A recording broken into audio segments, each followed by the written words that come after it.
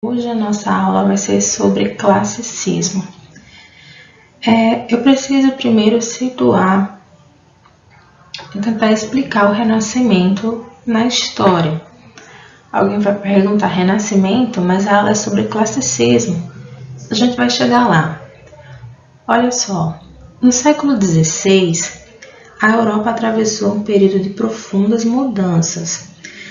Na realidade, o Renascimento ele resultou de um conjunto de transformações que iniciaram no próprio mundo medieval, que abrangeram, entre outras mudanças sociais, com a dissolução do sistema feudal, mudanças religiosas, com o questionamento do teocentrismo, mudanças políticas, com o surgimento de uma consciência nacional, mudanças econômicas com a substituição gradativa de uma economia agrária por uma economia mercantil e mudanças artísticas com a retomada de modelos clássicos que foram atualizados na pintura, na escultura, na arquitetura e, finalmente, na literatura.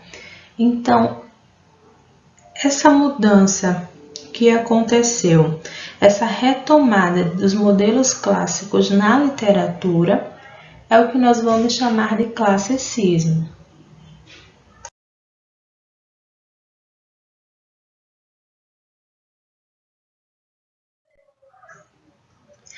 A literatura renascentista foi um fruto da nova concepção de homem que surgiu no século XVI, mais voltado para a racionalidade do que para a religião, empenhado na busca de padrões artísticos capazes de traduzir os novos tempos. Então começou a ser produzida uma arte que atualizava os padrões clássicos greco-romanos, que a Igreja, durante a Idade Média, se esforçou para levar ao esquecimento. Era uma literatura voltada para a razão, para o equilíbrio, para a redescoberta de fórmulas literárias, usadas especialmente pelos poetas italianos, como, por exemplo, Dante Alighieri. Com base na atualização dos ideais clássicos, a literatura renascentista ela apresentou como principais características a convencionalidade. A literatura renascentista usa modelos para expressar-se, como a epopeia e o soneto, são os dois modelos que serviram de base para grande parte da escrita renascentista, que buscava a perfeição formal, imitando os clássicos greco-latinos, greco-romanos. Outra característica é o racionalismo, onde há uma busca de equilíbrio entre a razão e a emoção, que os sonetos exemplificam muito bem. Frequentemente, a personificação do amor e da razão representa a busca do homem por equacionar a emoção e a lógica. Outra característica é a retomada da mitologia pagã. Muitos textos utilizam a mitologia greco-latina de forma alegórica para representar sentimentos, conquistas e os limites do ser humano. E a última característica é o universalismo. Os escritores renascentistas, eles acreditavam que os conceitos de bem, de beleza, de verdade, poderiam ser universais e buscavam alcançá-los por meio de suas obras com base nos padrões clássicos. O Renascimento em Portugal, ele tem como pontapé inicial, o classicismo. Esse momento da literatura em Portugal, ele teve como marco inicial a volta do poeta Francisco de Sá de Miranda da Itália. Ele trouxe um poema. Nesse poema, o soneto, ele trouxe a chamada medida nova. E o marco final em Portugal do classicismo foi a morte de Camões e a transferência do governo português para o governo espanhol.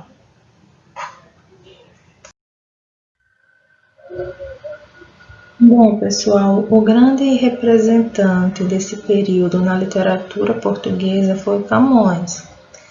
Sua obra é bem vasta e ela foi dividida em poesia lírica e poesia épica. Vamos ver aí as principais características da poesia lírica de Camões. A poesia lírica de Camões se relaciona tanto às heranças da poesia medieval portuguesa quanto às inovações renascentistas que foram introduzidas em Portugal por Sá de Miranda. Assim, a produção lírica de Camões é bastante variada, usando redondilhas maiores e menores, que eram as consideradas medida velha. Para quem não lembra o que é redondilha maior e redondilha menor, são versos compostos por 5 sílabas poéticas ou 7 sílabas poéticas.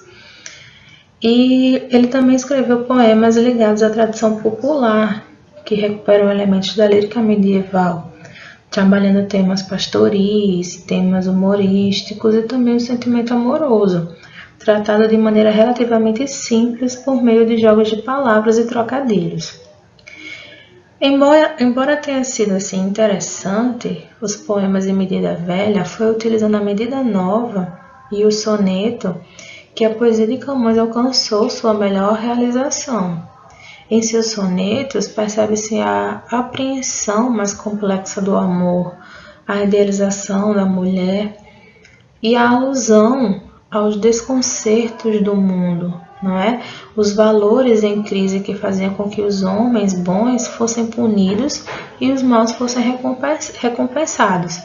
A efemeridade da vida e a inconstância dos sentimentos e da felicidade também são temas presentes nos sonetos de Camões, os quais revelam a revisão de valores e de padrões a que o homem renascentista estava exposto.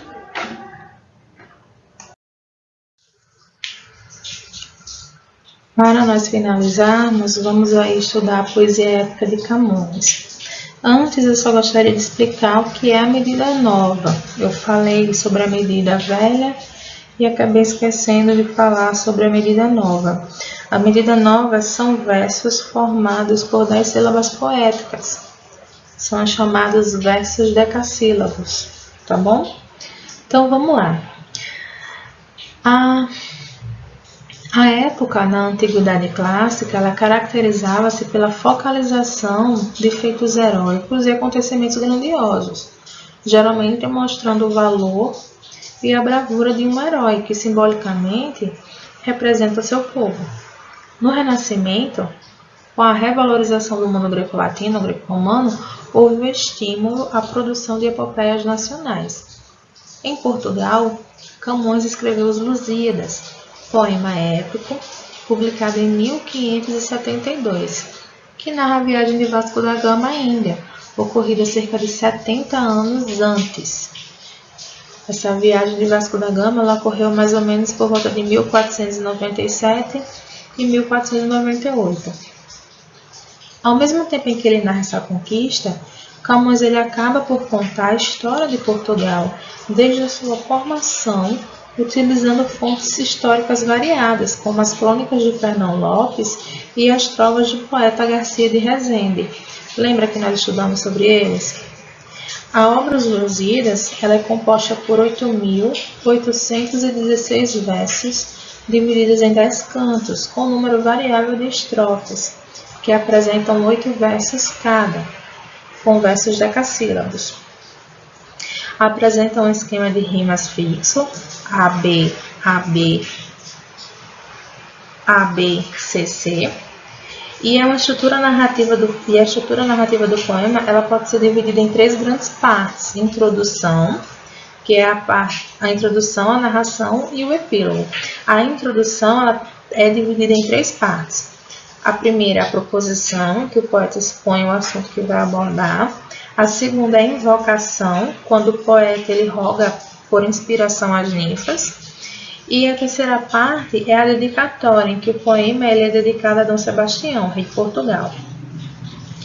A segunda parte é a narração, onde encontram-se os episódios da viagem de Vasco da Gama à Índia. E por fim tem um epílogo, onde estão as lamentações do poeta, desiludido com os rumos do projeto colonial português. Diferentemente das obras épicas clássicas, a epopeia camoniana ela apresenta não apenas um herói individual, no caso Vasco da Gama, mas ela também apresenta um herói coletivo, no caso o povo português. Além disso, há um tom crítico presente na obra. Camões ele denuncia o abandono sofrido pelo país para concretizar sua conquista.